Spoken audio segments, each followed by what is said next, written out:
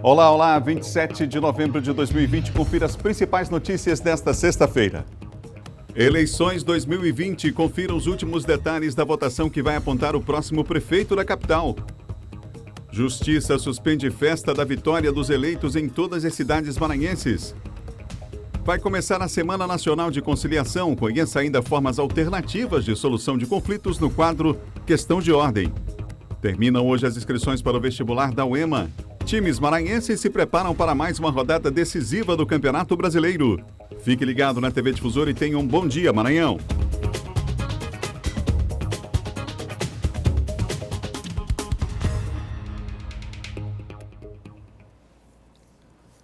Ótima sexta-feira para você, estamos juntos mais uma vez e vai ser assim até às 8 horas da manhã, quando chega o Marcão do Povo e o primeiro impacto aqui na TV Difusora. A nossa equipe está pronta, preparada, chegou de madrugada aqui para fazer o bom dia para você. Vamos juntos até às 8 horas da manhã com muita informação. Nessa sexta-feira, véspera de eleição, teremos eleição em mais de 50 cidades, definindo aí aqueles que vão gerir os municípios nos próximos 4 anos. E aqui em São Luís, não vai ser diferente, a gente vai agora abrir o Bom Dia de hoje, especial, direto lá do Tribunal Regional Eleitoral no bairro da Areinha. Quem está lá ao vivo, vai ficar o tempo inteiro no jornal por lá, é o Eduardo Estrela, que tem detalhes para nós dessas eleições de domingo. Eduardo, bom dia para você. Pois é, Adalberto, muito bom dia a você, bom dia a todos que acompanham o Bom Dia Maranhão. Eleição já no próximo domingo, dia 29 de novembro. A gente vai conversar aqui com o Walter Gonçalves, que é secretário de Tecnologia da Informação aqui do Tribunal Regional Eleitoral do Maranhão. Walter, tudo pronto, a eleição acontecendo depois de amanhã, faltando aí 2 dias apenas para a eleição. Tudo já pronto para a eleição de segundo turno aqui na capital São Luís. Muito bom dia a você. Bom dia. Sim, amanhã nós já estamos deslocando as urnas para os locais de votação. Essa semana, na terça e na quarta-feira, juntamente com todos os estados que vão fazer segundo turno, nós fizemos testes de transmissão e totalização no TSE da eleição de segundo turno, transcorreu tudo normalmente.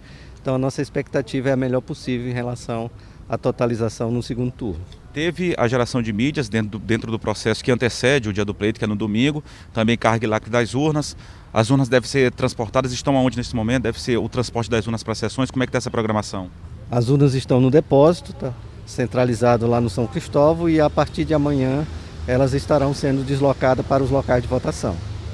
Tivemos aquele problema da questão da divulgação, da totalização, isso muito por conta de que já está sendo investigado pela Polícia Federal, de invasão de hackers, problemas na questão do sistema, que já foi inclusive divulgado pelo Tribunal Superior Eleitoral.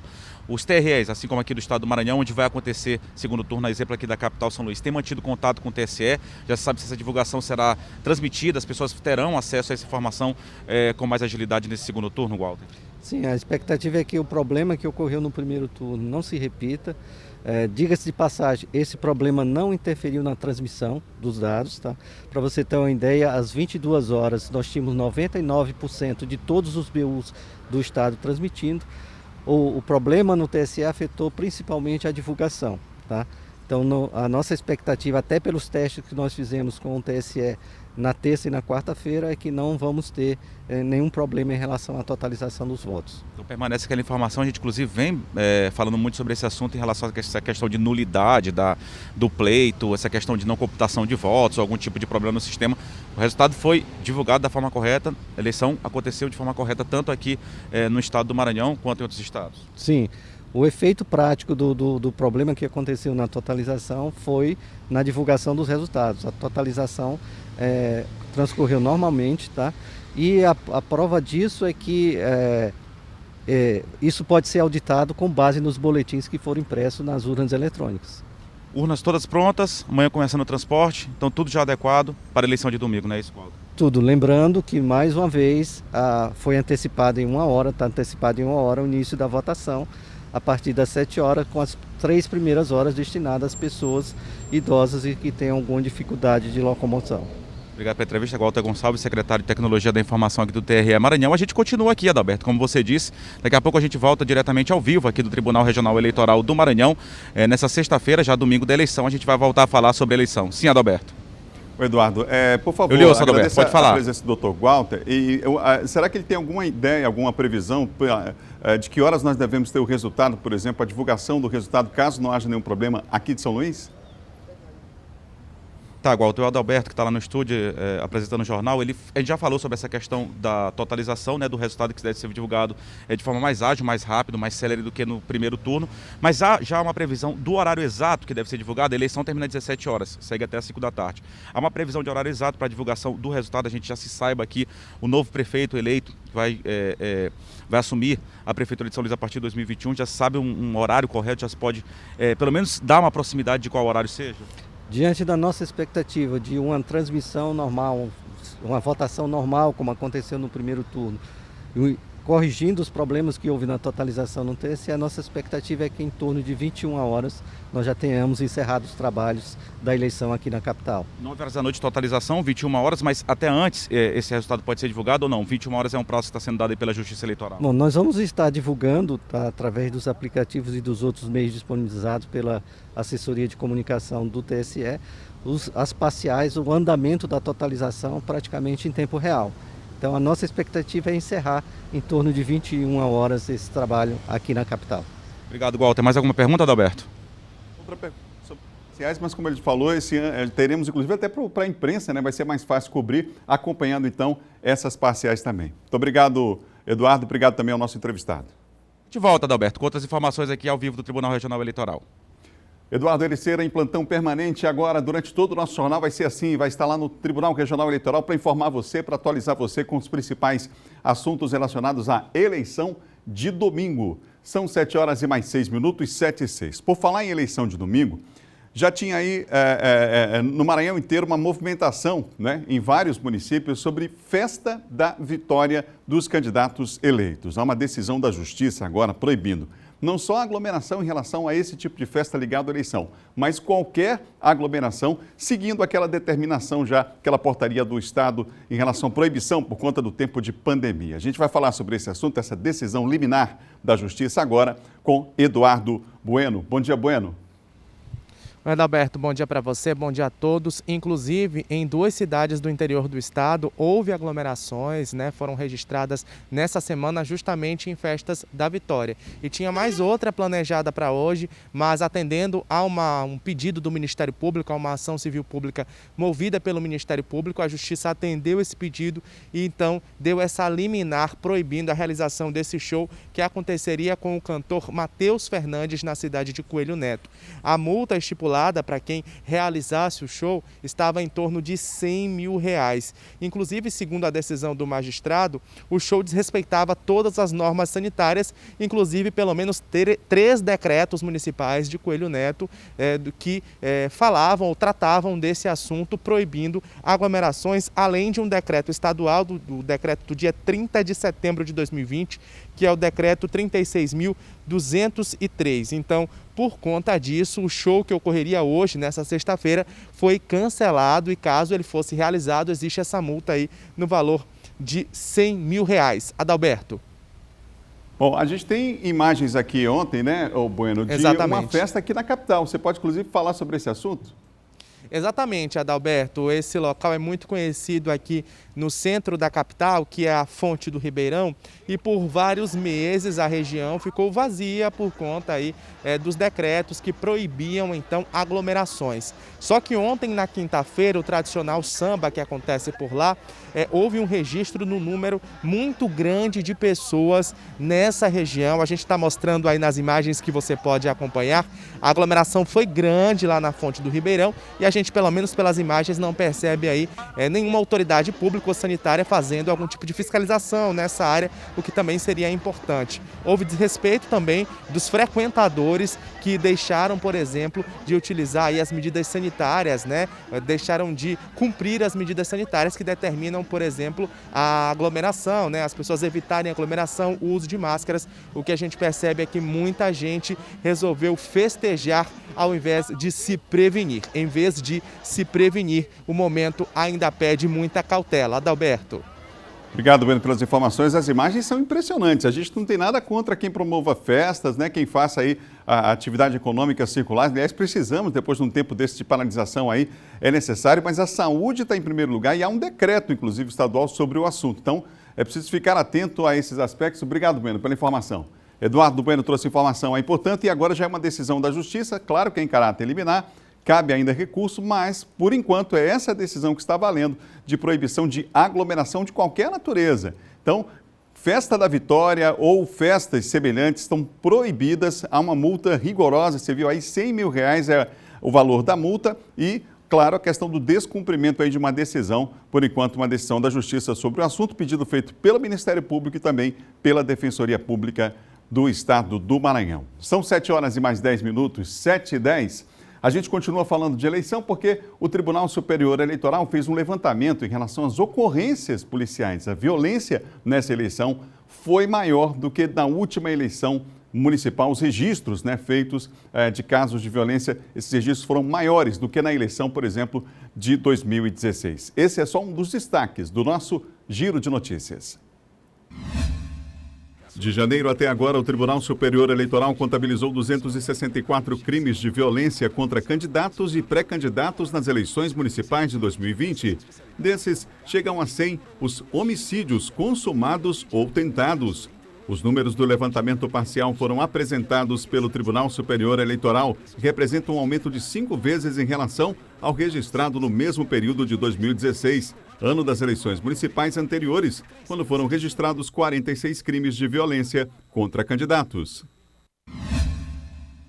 Terminam hoje as inscrições para o processo seletivo de acesso à educação superior 2021, o vestibular da UEMA. Os interessados devem acessar o site www.pais.ema.br, preencher o requerimento de inscrição e gerar o boleto no valor de R$ 85. Estão sendo ofertadas 4.080 vagas em cursos de graduação para os campos da UEMA e 855 para a UEMA Sul. As provas estão marcadas para os dias 28 de fevereiro e 1º de março do próximo ano. Teve início nas primeiras horas desta sexta-feira o deslocamento de uma mega turbina que será transportada do Porto do Itaqui até o município de Santo Antônio dos Lopes, distante 300 quilômetros de São Luís. O trecho a ser percorrido é de aproximadamente 300 quilômetros, com previsão inicial para a conclusão do percurso no dia 10 de dezembro de 2020. De acordo com o planejamento logístico, a carga gigante de mais de 100 metros de comprimento e mais de 350 toneladas deverá atingir o trecho principal da BR-135 por volta de 9 da manhã, o que deve provocar uma lentidão no trânsito no sentido crescente da via, visto que a velocidade média do conjunto transportador será de 7 km por hora. Complexa essa operação, não é? São 7 horas e mais 12 minutos, 7h12. Nós vamos agora ao vivo à região Tocantina. Vamos à Imperatriz com Geisel Nascimento, que vai trazer o destaque desta sexta-feira lá de Imperatriz. Geisel, bom dia. Nada de chuva, o sol está brilhando aí, né?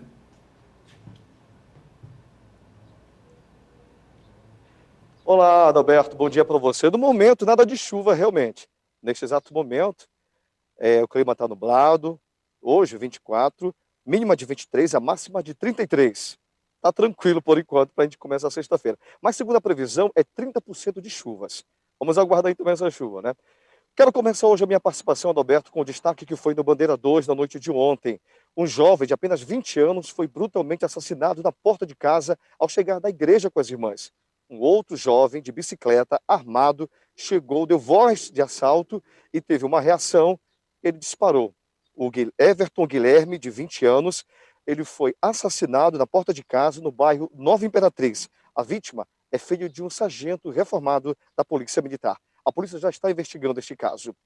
E ainda no assunto policial, um traficante é preso ao tentar subornar policiais aqui em Imperatriz.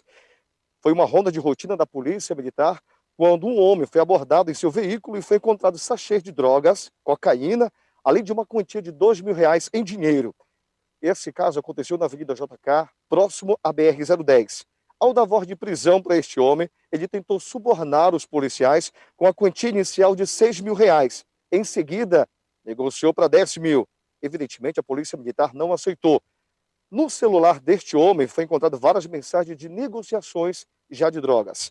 O suspeito não teve seu nome revelado nem divulgado. Ele foi encaminhado primeiramente ao Instituto Médico Legal para fazer exame de corpo de delito e logo em seguida foi encaminhado à unidade prisional daqui de Imperatriz, onde está à disposição da Justiça. Agora eu quero encerrar minha participação, Adalberto, falando da Fundação Cultural de Imperatriz, que ontem eu dei uma notícia que o prazo era até hoje para o edital Dona Francisca do Lindô. Então esse prazo foi prorrogado até o dia 2 de dezembro. Os grupos culturais interessados devem se inscrever no site oficial da Prefeitura Municipal de Imperatriz, pelo site www.cultura.prefeituradeimperatriz.com e anexar todas as informações e toda a documentação necessária. Serão apenas 16 grupos folclóricos que vão ser premiados. E o valor total desse investimento é de R$100 mil. Vale a pena, então, participar. Aqui eu encerro minha participação, desejando a todos um excelente fim de semana para nossos telespectadores daqui de Imperatriz, da nossa região tocantina, para você, Adalberto, e toda a nossa equipe aí na TV Difusora, na capital. Voltamos com você. Valeu, produção. Obrigado, Geisel. Grande Geisel lá de Imperatriz, rapaz. O tempo todo bem informado. Bom assim, né? Ao vivo, participando com a gente, trazendo as informações.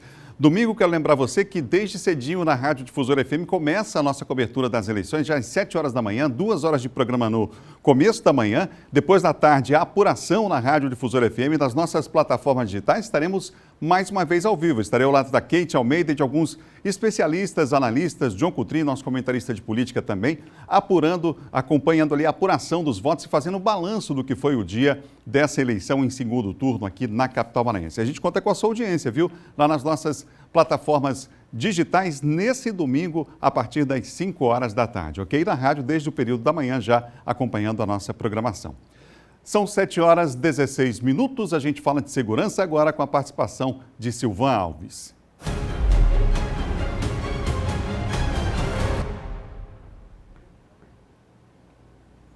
Silvan Alves está comigo aqui. Olá, Silvan, bom dia. Bom dia, Adalberto. Bom dia a todos. Silvan, você falou ainda há pouco sobre a queda de um muro. Foi aí durante uma atividade laboral, aí, um trabalho, aí, os trabalhadores se... Lamentavelmente, né? Pois é, esse acidente, Adalberto, aconteceu lá na Avenida 2 da Vila Pirâmide, onde uma retroescavadeira está fazendo lá serviços de uma empresa lá contratada pela prefeitura, que é serviço de melhoria no bairro. Numa manobra que foi feita lá pelo operador da máquina, ele acabou batendo no muro, né? De acordo com o delegado, os peritos, eles acham que foi uma manobra, né? Imperfeita, que ele acabou fazendo, bateu no muro e aí 2 pessoas que estavam sentadas lá, aproveitando o momento da sombra que o muro estava proporcionando, elas foram atingidas, o muro desabou sobre essas 2 pessoas e infelizmente elas acabaram morrendo soterradas. O operador da máquina, ele abandonou o equipamento no local e acabou fugindo, por isso ele está sendo indiciado por homicídio, né, homicídio culposo, em função de terem constatado lá os peritos de que, no mínimo, ele acabou praticando uma imperícia quando fez a manobra e acabou batendo no muro e ocasionando a morte dessas 2 pessoas. Eram trabalhadores, inclusive, que estavam aproveitando ali um momento de descanso, à sombra, para que eles ficassem lá quando, infelizmente, foram atingidos pelo muro. Lamentável mesmo. Silva, vamos falar de outro assunto, porque a gente já falou aqui, inclusive, no Bom Dia, você falou no Bandeira 2, sobre roubo de ambulância. Aconteceu de novo, Silva? Pois é, infelizmente, viu, Adalberto? Aquela região ali do Estreito dos Mosquitos, ali na passagem ali do Continente, na saída da Ponte Marcelino Machado, continua sendo uma dor de cabeça para o sistema de segurança, como se não bastasse ele já atacar as pessoas que reduzem a velocidade no quebra-mola, ou muitas vezes a pessoa vem apertada ali da viagem, quer fazer uma necessidade ali naquele trecho ali, é muito perigoso. Já fica um alerta aqui, né? Exatamente, muito perigoso. E olha só, essa ambulância é a ambulância do município de Itapecuru-Mirim, a ambulância, ela veio aqui a São Luís deixar um paciente. Atende tanta gente, né? Exatamente. Estava voltando já, que o motorista reduziu a velocidade no quebra-mola, na saída da ponte, saiu um monte de assaltantes dentro do mato, eles acabaram atirando na ambulância, um dos tiros acabou estilhaçando o para-brisa da frente. Como se não bastasse, aquela faca da Alberto, ela foi atirada para dentro da ambulância. Nossa. Porque o motorista não parou, né? Eles atiraram, ainda bem que o motorista estava só, risco, né? Já tinha deixado o acompanhante, deixado o auxiliar e o paciente, né? Que ele já tinha deixado no hospital. Imagina se estivesse com o paciente. E aí ele imprimiu velocidade, eles fizeram vários disparos que estilhaçaram os vidros da ambulância, jogaram uma faca para dentro, e aí ele foi parar para pedir ajuda lá no posto da Polícia Rodoviária Federal. A Polícia Rodoviária Federal mandou uma viatura lá, uma equipe lá, mas esses assaltantes eles não foram localizados. Há cerca de um ano atrás, mais ou menos, um pastor que estava vindo de viagem lá da região Tocantina, aqui para São Luís, ele foi atacado, porque além de aproveitar quando a pessoa reduz a velocidade no quebra-mola, eles colocam também a cama de de faqui, que é o prego com tábua, para furar o pneu e obrigar o cidadão a parar naquele trecho para que as pessoas sejam assaltadas. E esse moço perdeu a vida há mais ou menos um ano atrás, ali naquela região, ali desse trecho, que é muito perigoso e que, como é nosso papel, Adalberto, alertar as pessoas que não parem ali naquele trecho, porque os assaltos ali eles são constantes. Obrigado, Silvan. Até amanhã, hein? Ok, até amanhã. Bom voto aí no domingo. Segunda-feira. Aliás, até segunda e um bom voto no domingo. Exatamente. Obrigado, e um Silvan. bom voto domingo também para você, Adalberto. Bom dia. Silvan Alves, que apresenta de segunda a sexta o Bandeira 2 aqui na Difusora, audiência lá em cima. No próximo bloco, nós vamos falar sobre a preparação dos times maranhenses para mais uma rodada do Campeonato Brasileiro. Vamos falar de esporte, sim. E olha, tudo pronto para a Semana Nacional de Conciliação. Você vai conhecer, inclusive, outros métodos para solução de conflitos no nosso quadro Questão de Ordem. Já depois do intervalo. Imagens ao vivo a gente tem agora da Avenida Vitorino Freire, do bairro da Areinha. Está a imagem ao vivo da capital de todos os maranhenses. Nós voltamos já.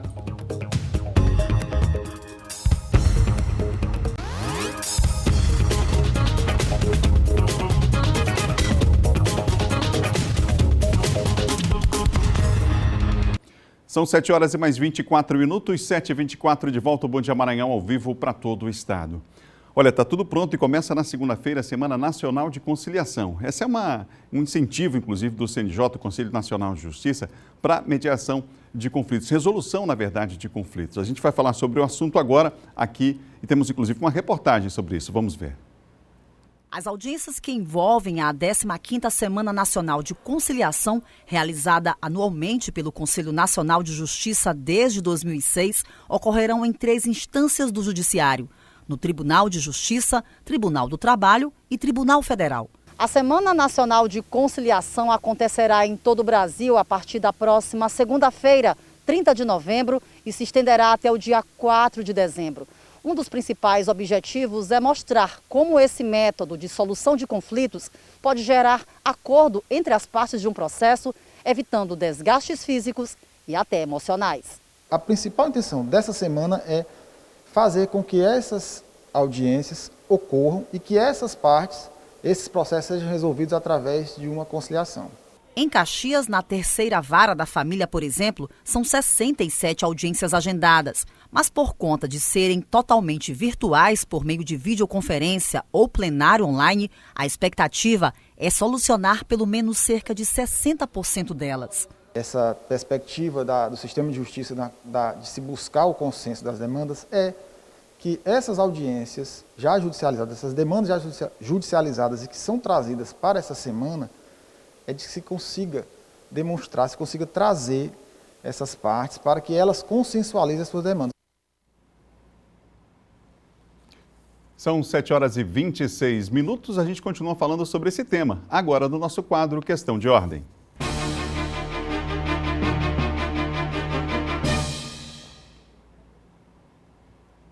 Os problemas e conflitos são naturais nas relações humanas e empresariais e cada conflito pode ter um método adequado de solução. Nós vamos continuar a falar mais sobre essas formas, esses métodos de solução de conflitos. Aqui no estúdio eu recebo a advogada e professora Maíra Castro, que lança hoje à noite, inclusive, um livro que trata sobre o tema. Bom dia. Bom dia, Adalberto. Tudo bom? Tudo bem, professora. Nós vivemos uma sociedade aí sobre a cultura do litígio, né? E a mesma sociedade que reclama da justiça uma celeridade, reclama, portanto, da morosidade, é a sociedade que acaba contribuindo nesse processo. Como é que tem sido aí essa percepção, como pesquisadora, inclusive, dessas formas adequadas, digamos assim, de solução desses conflitos? Isso, é perfeito sua colocação, porque, vejam, nós temos mais de 77 milhões de processos em tramitação no Poder Judiciário hoje. E quem leva esses processos até o Judiciário somos nós. Então, nós temos uma ausência assim, de outras formas, de outras culturas de resolver conflitos e acabamos tendo como única porta de acesso à justiça o Poder Judiciário, quando, em verdade, existem vários outros métodos, como a mediação, a conciliação, a própria negociação, que aos poucos a população tem aí se apropriado dessas metodologias como uma via também efetiva, célere, adequada de resolução de conflitos.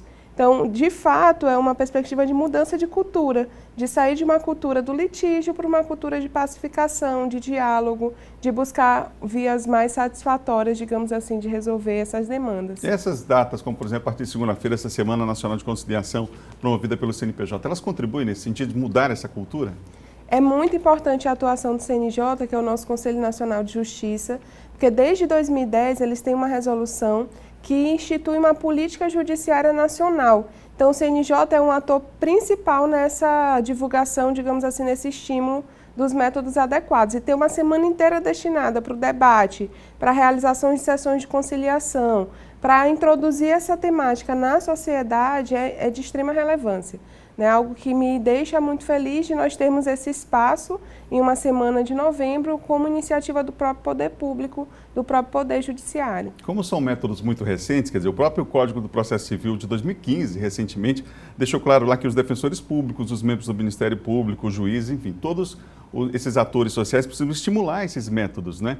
É muito recente, mas então são desafios do ponto de vista quantitativo e qualitativo. Na sua obra, você faz uma crítica, inclusive, quanto à necessidade de despertar para a qualidade dessas resoluções, não é? Mas ainda em relação à quantidade, tem se buscado mais, é preciso perceber isso, inclusive usando meios digitais para essas resoluções?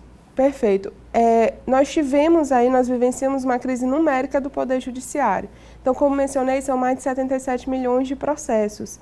E isso é um sobrecarregamento. E como resposta a essa sobrecarga, acabaram vindo aí ações de incentivo a esses métodos de resolução de conflitos. Só que isso acaba por comprometer um pouco a qualidade no desenvolvimento desses métodos. E o que a gente está buscando é alinhar, que nós façamos mais, mas façamos com igual qualidade, que é para a reestruturação de diálogos, que é para possibilitar a identificação de interesses. Então, a medida ela já está até implementada, mas o que a gente está buscando é aprimorar.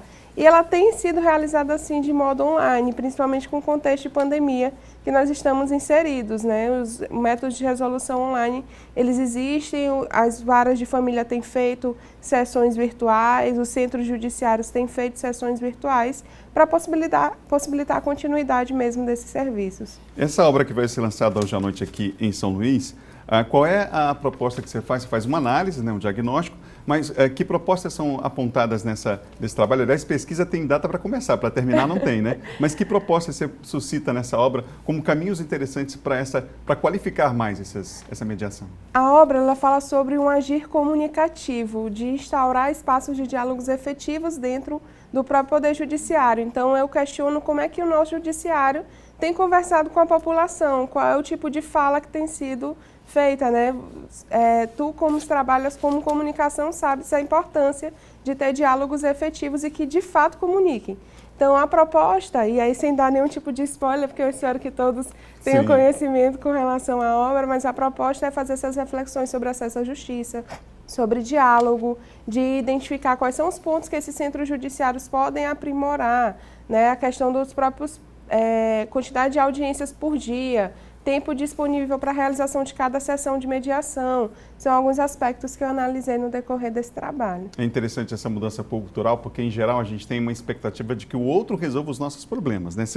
E aí, no caso da justiça, na figura do juiz ali. Esses métodos adequados de resolução de conflitos não são concluídos por decisão do magistrado, né? Mas há um documento redigido, no final, por uma pessoa competente. E qual é a segurança jurídica desse documento? As pessoas podem confiar realmente, porque às vezes as pessoas, não, eu vou tentar um outro caminho, porque esse aí, de repente, não é tão seguro. Isso é mito, né?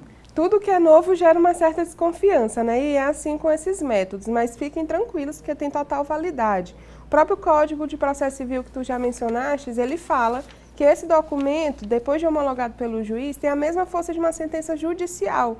E mesmo antes dessa homologação, que é como se fosse um atestado de validade, mesmo antes dessa homologação, ele já vale como título executivo extrajudicial. Para o bom português, significa dizer que, se não cumprir, nós temos formas de exigir o cumprimento desse documento. Então, é um método válido, que tem segurança jurídica, que vai trazer maior celeridade, que vai possibilitar a autonomia desse jurisdicionado de Bom, esse aqui é o caminho, é o melhor caminho para seguir nessa solução. Queria que você fizesse um convite para as pessoas, então, para o lançamento do livro hoje à noite aqui em São Luís. Então, eu queria convidá-los, todos aqui que nos assistem. Vou lançar hoje o livro Teoria do Agir Comunicativo, às 19 horas, lá no prédio da pós-graduação da UNDB, que fica no Golden Shopping. Aqueles que tiverem interesse na temática estão convidados. Também estamos com o livro disponível no nosso site da editora Lumen Juris. Aos que tiverem interesse, agradeço aqui o espaço. Obrigado à professora e à advogada Maíra Castro, que lança hoje essa obra aqui na capital. Obrigado pela entrevista. Obrigada. Vamos mudar de assunto? A gente agora aqui no Bom Dia vai falar de esporte.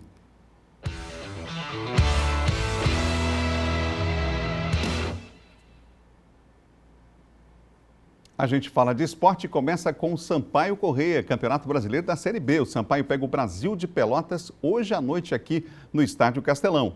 A partida é válida pelo Campeonato Brasileiro da Série B. E o tricolor maranhense quer se manter aí no G4. A preparação tricolor foi encerrada na tarde de ontem no CT José Carlos Macieira devido à maratona de jogos e viagens. A opção foi por um treino mais leve, sem forçar em muito o grupo que apenas participou de um descontraído recreativo na véspera do jogo.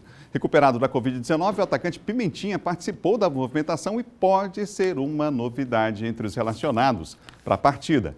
Após o encerramento da preparação, o grupo relacionado para o confronto seguiu direto para a concentração, com foco e confiança para brigar pela consolidação aí no G4 da Série B. A gente tem inclusive aqui a fala do goleiro do Sampaio, que vai falar sobre a expectativa para esse jogo de hoje à noite. É o goleiro Gustavo, que defendeu inclusive um pênalti no último jogo do Sampaio. Ele fala sobre a expectativa para a partida de logo mais. A gente está bem confiante, para fazer uma boa preparação para esse jogo de sexta-feira contra o Brasil de Pelotas, mais um adversário difícil. E vamos fazer um bom trabalho para que sexta-feira a gente possa entrar em campo e conseguir mais uma vitória, para a gente ir cada vez mais consolidando aí, nossa vaga e o nosso destino, nesse G4, e que possamos conseguir nosso objetivo no final, que é o acesso. O goleiro do Sampaio, portanto, falando da expectativa desse jogo da Bolívia querida, hoje à noite aqui em São Luís, pena que ainda assim a participação do torcedor, não é? Já o Imperatriz vai ao Ceará pegar o Ferroviário pela penúltima rodada do Campeonato Brasileiro da Série C. E o time do Imperatriz segue a sua preparação para encarar o Ferroviário do Ceará, partida válida pela penúltima rodada do Campeonato Brasileiro da Série C. Esse jogo, inclusive, vai ser a última partida do Imperatriz fora de casa. E o técnico Charles Guerreiro optou pelos últimos treinamentos com portões fechados. Mas o treinador do time do Imperatriz não deverá ter dificuldades para escalar a equipe titular. Tudo indica que deverá vir a campo com a mesma formação que o Imperatriz enfrentou o time do Vila Nova de Goiás. Ausências mesmo apenas do zagueiro Henrique Matos, que está na fase de transição, voltando de lesão. E entregue ao departamento médico está o meia Vinícius Machado. A lesão dele é grave, ao que tudo indica, não deverá mais jogar nesta temporada pela equipe do Imperatriz. Cavalo de Aço e Ferroviário do Ceará, o jogo está marcado para o próximo sábado, 18 horas, na Arena Castelão.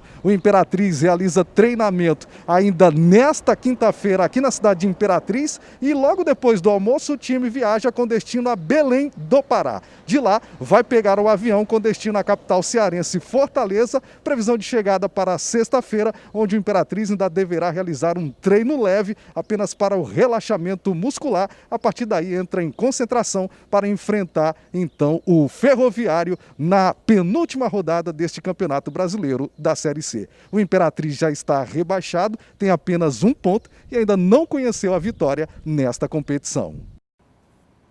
Imperatriz, portanto, já no Ceará. Lembrando que o jogo é amanhã, faz um treino leve hoje, como disse o Marcelo, e amanhã entra em campo para cumprir seu último compromisso aí pelo Campeonato Brasileiro, infelizmente já rebaixado.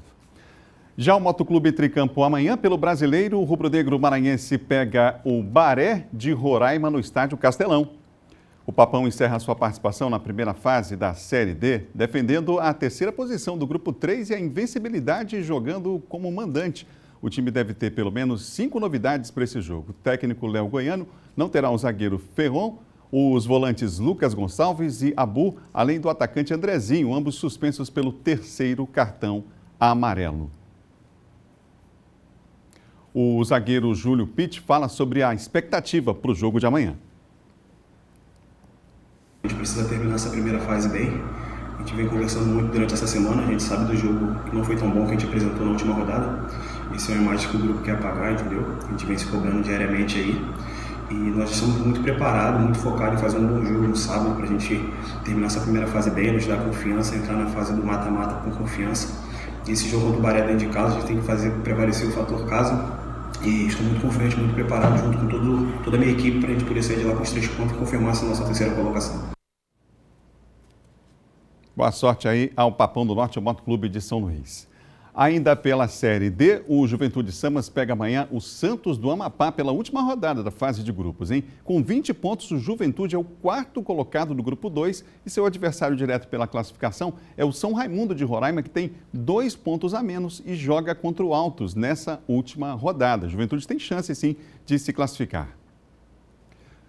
No próximo bloco, confira uma entrevista com o prefeito eleito de Tuntum, aqui no estúdio ao vivo do nosso Bom Dia. Vamos voltar a falar sobre eleições. Diogo Coutrin traz os bastidores da política e Eduardo Ericeira fala ao vivo do TRE com informações para você sobre o pleito de domingo aqui na capital. Imagens ao vivo de São Luís do Maranhão, bairro da Areinha. A gente vai para o intervalo e volta já aí, Avenida Vitorino Freire. A gente volta em instantes.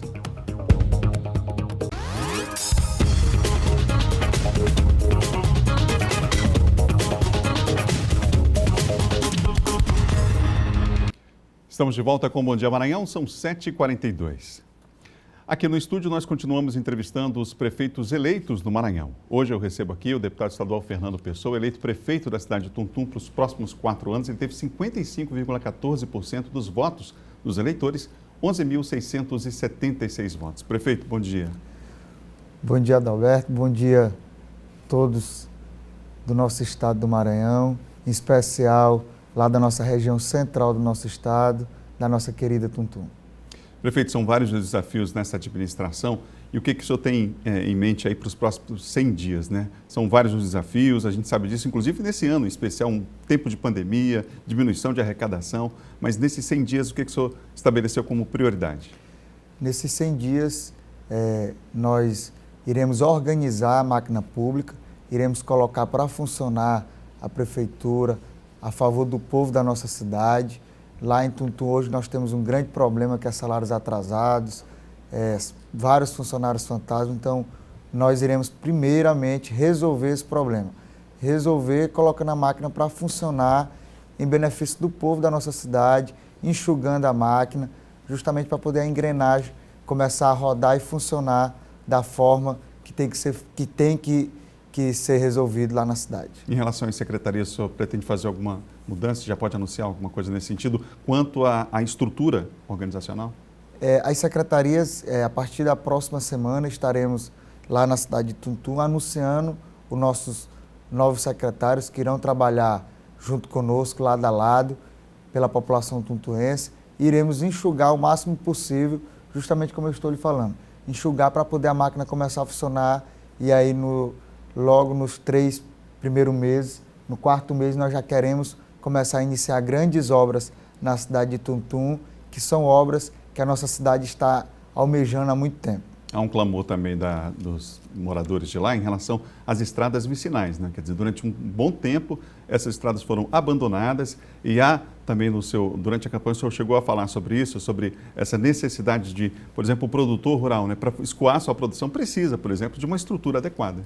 Isso, nós temos um grande problema nas nossas estradas, agora no período do inverno corta muita estrada, então nós iremos deixar, através da Secretaria de Infraestrutura, máquinas de prontidão, nossa equipe estará trabalhando de prontidão, 24 horas, para poder solucionar esses problemas e evitar que algum povoado fique isolado agora no período do inverno. Como também uma das obras mais esperadas da nossa cidade é um hospital municipal. A nossa cidade não tem um hospital ainda, então logo depois do 4º mês eu quero, com fé em Deus, iniciar a obra de um hospital lá no nosso município. Prefeito, a gente sabe que há necessidade desse diálogo constante, seja nos diversos âmbitos, né? Com o governo do estado, com a Brasília, inclusive. O senhor tem já preparado, tem como meta também aumentar esse diálogo no sentido de que a população do município, claro, seja grande beneficiada a partir desse diálogo institucional?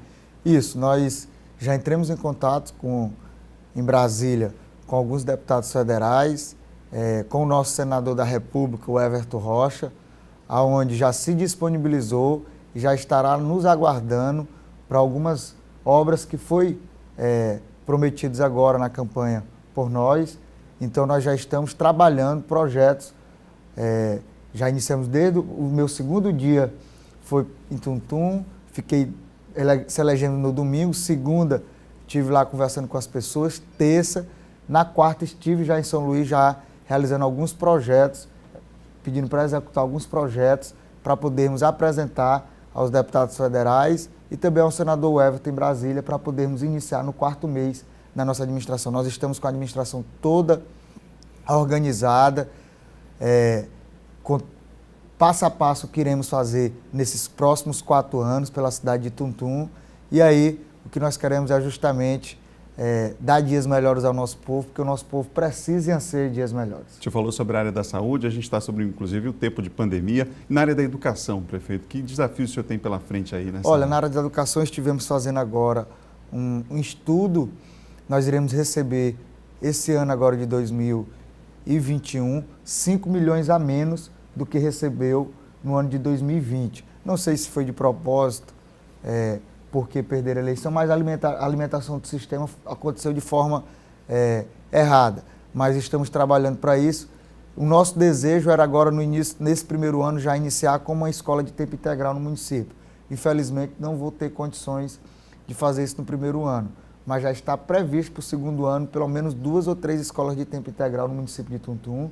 Nós iremos organizar a educação do nosso município, a educação de Tuntum, que passou por muito tempo tendo salários fantasmas. Um dos maiores problemas hoje da educação é os salários fantasmas que lá tinha. Pessoas, Adalberto, que moravam aqui em São Luís, que moravam em outras cidades, mas recebiam salários altos lá da Prefeitura de Tuntum. O senhor, inclusive, fez oposição à atual gestão. Como é que o senhor pretende lidar nesse período agora, nessa fase de transição? O que o senhor espera, né, de quem está à frente da gestão do município nessa fase de transição? Olha, como eu lhe disse, passou as eleições e deixamos a campanha para trás e aí nós iremos começar a trabalhar. Eu sou prefeito de toda a população tuntuense. Eu mesmo tive a iniciativa de procurar o atual prefeito da cidade, pedindo para ele a transição. Já se foi marcado 2 reuniões da transição, aonde eles desmarcaram, mas hoje ficou marcado, a partir das 8 horas, a primeira reunião de transição. Espero que eles cumpram com a palavra. Até via a relação de transição, ele colocou pessoas que não são funcionários da prefeitura. Como exemplo, um vereador que foi eleito lá, o Josinaldo, que não é funcionário da prefeitura, que não é mais funcionário, se elegeu agora e colocou na equipe de transição. Mas eu não estou aqui, eu quero que aconteça a transição, porque nós queremos justamente isso, dar dias melhores ao povo de Tuntum. Eu sei que eles estão fazendo de tudo para me perseguir, já para dizer que torcendo contra a nossa administração. Mas aí eu peço a Deus, como sempre pedi, tranquilidade, humildade, que é o que eu sempre tive, humildade, porque eu fui o primeiro a procurar eles quando passou as eleições, porque realmente o que eu quero é dar dias melhores ao povo de Tuntum. E essa missão foi me dada por Deus e pelo povo da minha cidade, então eu tenho que cumprir ela muito bem. Que o espírito republicano fale mais alto, né? Isso Obrigado, mesmo. prefeito. Bom trabalho. Obrigado a todos, que Deus abençoe vocês. Agora a gente fala sobre as eleições de domingo, eleições para o segundo turno aqui na capital, eleições 2020.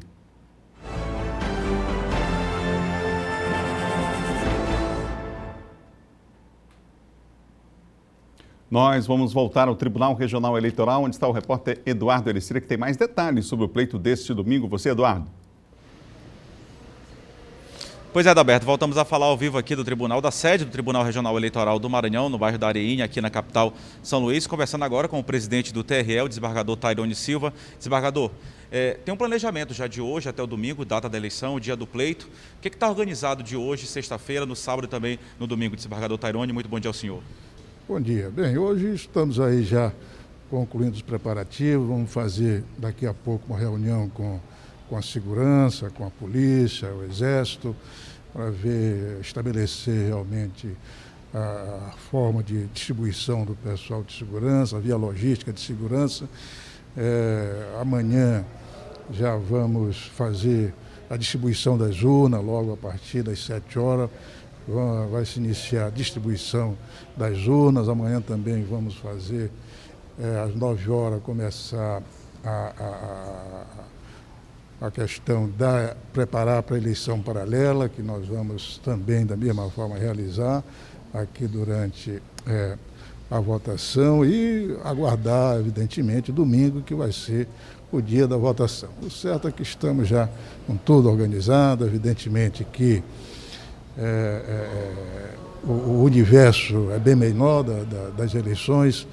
Tivemos uma eleição muito bem organizada no primeiro turno e no segundo turno, sem dúvida, essa organização vai se repetir com muito mais tranquilidade, entendeu? Sempre pedindo aos eleitores comparecerem cedo para votar, com máscara, não esquecer de forma alguma a sua máscara. A questão das recomendações sanitárias de extrema importância, né, desembargador? Sem dúvida, vamos manter o mesmo sistema de segurança, de cuidados sanitários, né? O eleitor vai ter à sua disposição o álcool gel para higienizar suas mãos pelo menos 2 vezes durante a votação. Vamos supervisionar as filas. Estamos esperando até que tenha pouquíssimas filas, até porque vai ser só 2 votos, só 2... Aliás, na verdade vai ser só um voto, são 2 candidatos, né? Na verdade são só 2 candidatos, né? Então o eleitor vai votar apenas uma vez. Então essa eleição vai ser bem rápida, acredito que não vai ter nem fila, entendeu? Mas é bom o eleitor comparecer cedo para não correr o risco de deixar para votar no final da tarde e então ter que enfrentar a fila. É importante também que o eleitor confirme o seu local de votação, entendeu? Para sair de casa já com certeza onde vai votar, para não ter qualquer tipo de surpresa. Enfim, está tudo organizado realmente, não tem nenhuma preocupação, entendeu? A segurança vai ser a mesma. A reunião hoje acontece com a presença da Polícia Militar e tropas federais? Né? Isso, os comandantes da Polícia Militar, Corpo de Bombeiros, as tropas federais, a Polícia Federal, Polícia Civil, realmente, as autoridades policiais que vão atuar aqui em São Luís durante o segundo turno. Portanto, está tudo organizado e estamos todos muito tranquilos com a relação de mais um turno com sucesso e com a organização de sempre, que é costumeira aqui no nosso Tribunal Regional Eleitoral. Então, okay, obrigado pela entrevista, desembargador Tarione Silva, presidente do Tribunal Regional Eleitoral do Maranhão. A gente volta com você, Adalberto Melo, desejando uma ótima sexta-feira e um bom fim de semana a todos. Obrigado, Eduardo. Bom final de semana para você também, trabalhando, né? Nosso Eduardo Ericeira vai estar também na cobertura das eleições 2020 aqui no Sistema Difusora de Comunicação. São 7h54. Agora a gente confere a agenda dos candidatos à Prefeitura da capital para hoje. Eduardo Braide pela manhã tem reunião com a equipe de campanha. À tarde, bandeiraço. À noite, debate em emissora de TV. Duarte Júnior pela manhã tem café da manhã no Diretório Estadual do PT. Faz caminhada na Vila Luizão. Conversa com entidades empresariais da FEComércio. À tarde, reunião com o Sindicato dos Servidores Municipais. Entrevista em emissora de TV e debate em TV.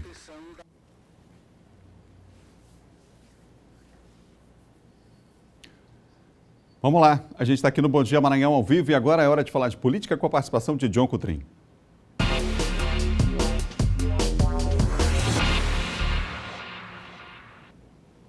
Bom dia para você, John. Boa sexta-feira, véspera de eleição. Aí cresce a expectativa aí para esse segundo turno, John. A expectativa já dos candidatos, né, aproveitando os últimos dias, Adalberto, já para o segundo turno das eleições aqui na capital, intensificando a campanha de rua, principalmente, não é? Os 2 candidatos, já que é uma disputa bastante acirrada, e a gente sabe que as eleições aí podem mudar em 1 ou 2 dias. Então, os candidatos têm aproveitado até o prazo legal, no sábado, fazer campanha para mobilizar a militância, e os 2 candidatos aí na rua, né? Ainda tentando conquistar apoios e aí com certeza também participando de entrevistas, debates, no sentido de até confirmar o voto daquele eleitor indeciso e cristalizar também aqueles votos daqueles que já decidiram, né? Que não possam mudar para outro candidato. Então tem sido isso a tônica dos candidatos, 2 candidatos aí aqui em São Luís. Ô, João, o presidente Jair Bolsonaro parece que mudou a estratégia em relação às eleições, já disse agora que é para votar em quem quiser.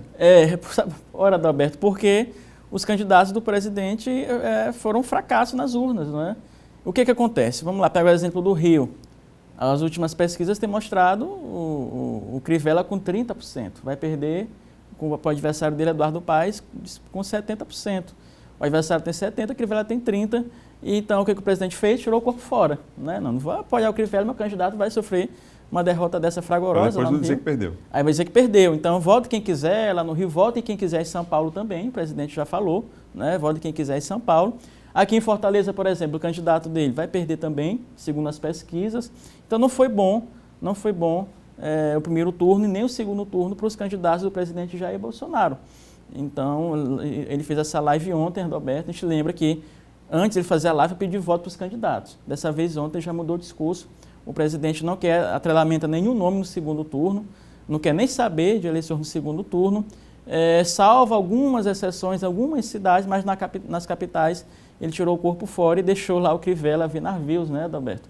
Crivella, que o presidente Bolsonaro, importante lembrar, pediu voto no primeiro turno para o Crivella, agora no segundo turno ele faz de conta que não é mais o candidato dele, não é?